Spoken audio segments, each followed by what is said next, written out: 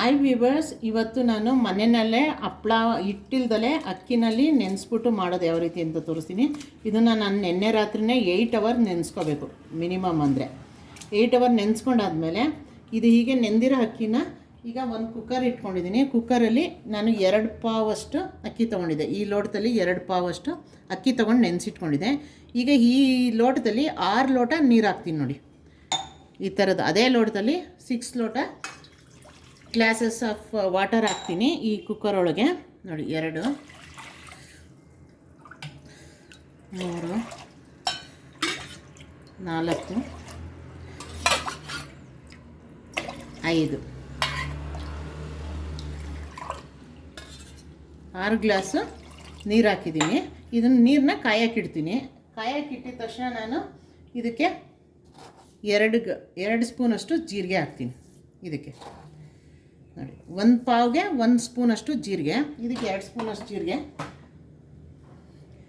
ಅಜ್ವೈನು 1 ಸ್ಪೂನಷ್ಟು ಹಾಕಿದ್ರೆ ಸಾಕು, ಜೀರ್ಣ ಶಕ್ತಿಗೆ ಚೆನ್ನಾಗಿರುತ್ತೆ. 1 ಸ್ಪೂನಷ್ಟು ಹಾಕ್ತೀನಿ. ಇದು ಕುದಿ ಬರಲಿ. ಇದಕ್ಕೆ ಮಸಾಲ ಒಂದು 8-10 ಮೆಣಸಿನ್ಕಾಯಿ ಹಾಕ್ಕೊಂಡಿದ್ದೀನಿ, ಹಸಿ ಮೆಣಸಿನ್ಕಾಯಿ. ನೀವು ನೋಡಿ ಪುದೀನ ಮತ್ತು ಕೊತ್ತಂಬರಿ ಸೊಪ್ಪು, ಮಿಂಟ್ ಲೀವ್ಸು ಮತ್ತು ಕೊತ್ತಂಬರಿ ಸೊಪ್ಪು ಹಾಕಿದ್ದೀನಿ. ಇದನ್ನ ಹಾಕಿ ನಾವು ಸ್ವಲ್ಪ ಪೇಸ್ಟ್ ಮಾಡ್ಕೋಬೇಕು. ಪೇಸ್ಟ್ ಮಾಡ್ತೀನಿ ನೋಡಿ. ನೀರು ಕಾಯ್ದಿದೆ. ಈಗ ಅಕ್ಕಿನ ನೆಂದಿರೋ ಅಕ್ಕಿನ ಹಾಕಬೇಕು. 8 ಅವರ್ಸು ನೆನೆಸಿದ್ದೀನಲ್ಲ ನೈಟು, ಈಗ ಹಾಕೋತಾ ಇದ್ದೀನಿ. ಇದನ್ನು ಸಾಕು. 2 ವಿಷಲ್ ಬರಬೇಕು ಇದಕ್ಕೆ. ಲಿಡ್ ಕ್ಲೋಸ್ ಮಾಡ್ತೀನಿ.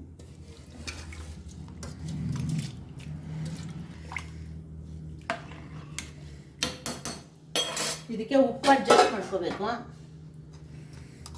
ಇದಕ್ಕೆ 1 ಸ್ಪೂನು 1 ಪಾವ್ಗೆ, ಇನ್ನೊಂದು ಅರ್ಧ ಸ್ಪೂನು 2 ಸೇರಿಸಿ ಸರಿ ಹೋಗುತ್ತೆ. ಬೇಕಾದರೆ ಕಮ್ಮಿ ಆದರೆ ಆಮೇಲೆ ಅಡ್ಜಸ್ಟ್ ಮಾಡ್ಕೋಬೋದು. ಈಗ ಲಿಡ್ನ ಕ್ಲೋಸ್ ಮಾಡ್ತೀನಿ ನೋಡಿ. ಲಿಡ್ ಕ್ಲೋಸ್ ಮಾಡ್ತೀನಿ. 2 ವಿಷಲ್ ಬರಬೇಕು ನೋಡಿ. 2ರಿಂದ 3 ವಿಷಲ್ ಮಾಡಿಕೊಂಡೆ ನೋಡಿ. ಹಿಂಗಾಗಿದೆ ಇದು.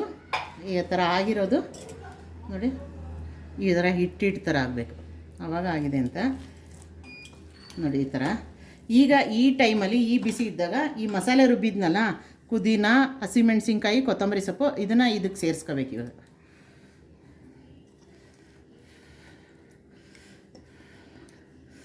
ಸಾಕು, ಅದೇನು ಹೆಚ್ಚು ಬೇಯೋದೇನು ಬೇಕಿಲ್ಲ.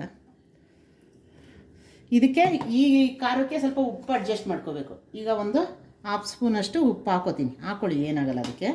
ಈಗ ಮಿಕ್ಸ್ ಮಾಡಬೇಕಿದು. ಮಿಕ್ಸ್ ಮಾಡಿದಾಗ ಹಿಟ್ಟಾದಂಗೆ ಆಗುತ್ತೆ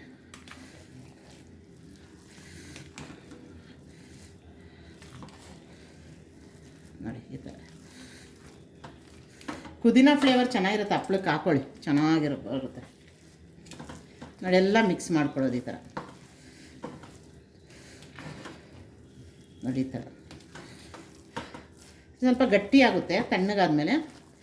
ಆಮೇಲೆ ಕವರ್ ಮೇಲೆ ಹಾಕ್ಕೊಂಡು ಇದು ಮಾಡು. ಇದೇ ರೀತಿ ಎಲ್ಲ ಮಿಕ್ಸ್ ಮಾಡ್ಕೊಳ್ಳೋದು ನೋಡಿ. ಕುಕ್ಕರಿಂದ ಎಲ್ಲ ತಗೊಂಡು ಒಂದು ತಟ್ಟೆಗೆ ಹಾಕ್ಕೊಂಡಿದ್ದೀನಿ. ಸ್ವಲ್ಪ ತಣ್ಣಗಾದ್ಮೇಲೆ ನೀವು ಈ ಥರ ಕವರ್ ಹಾಕ್ಕೊಂಡು ನೋಡಿ. ಇದ್ರ ಮೇಲೆ ಒಂಚೂರು ಆಯಿಲ್ ಹಾಕ್ಕೊಂಡಿದ್ದೀನಿ, ಸ್ಪ್ರೆಡ್ ಮಾಡ್ಕೊಂಡಿದ್ದೀನಿ.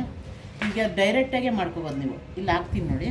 ಇದ್ರ ಮೇಲೆ ಇಡ್ತೀನಿ ಕವರ್ ಹಾಸಿದ ಜಾಗದಲ್ಲೇ. ಈ ಥರದ್ದೊಂದು ಪ್ಲೇಟ್ ತೊಗೊಳ್ಳಿ. ಈ ಥರದ್ದೊಂದು ಪ್ಲೇಟ್ ತೊಗೊಂಡು ಸುಮ್ಮನೆ ಜಸ್ಟ್ ಪ್ರೆಸ್ ಮಾಡಿದ್ರೆ ಸಾಕು.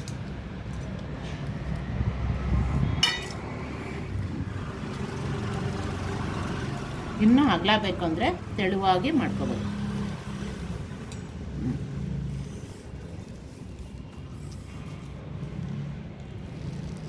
ನೋಡಿ. ಈ ಥರ ಅದೇ ರೀತಿ ಬೇಕಾದ್ರೆ 1 ಸ್ಪೂನಲ್ಲೂ ಎತ್ಕೊಂಡ್ರೂ ಆಯಿತು ನೋಡಿ. ಹಿಂಗೆ ಇಟ್ಕೊಂಡು ಒಂದು ಪ್ಲೇಟ್ ಇಟ್ಕೊಂಡ್ರೆ ಕರೆಕ್ಟಾಗಿ ಬರುತ್ತೆ. ನಿಮಗೆ ತೆಳುವಾಗಿ ಮಾಡ್ಕೋಬೋದು. ಇನ್ನೊಂದು ಎಷ್ಟು ತೆಳುವಾಗಿ ಬೇಕಾದ್ರೂ ಮಾಡ್ಕೋಬೋದು ನೋಡಿ. ಈ ಥರ ಬರುತ್ತೆ ಹಪ್ಪಳ ನೋಡಿ. ಈ ಥರ ಇದೇ ರೀತಿ ಎಲ್ಲನೂ ಮಾಡ್ಕೋಬೋದು.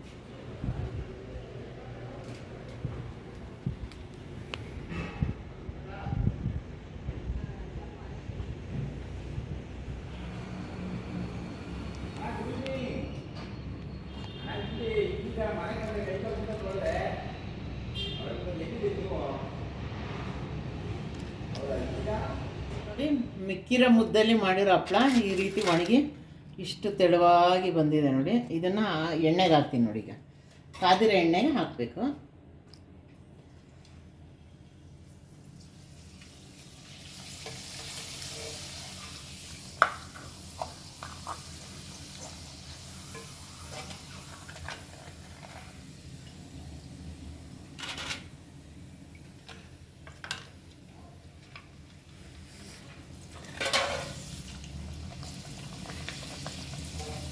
ಎಷ್ಟು ಅಗಲ ಬರುತ್ತೆ ಹಪ್ಪಳ.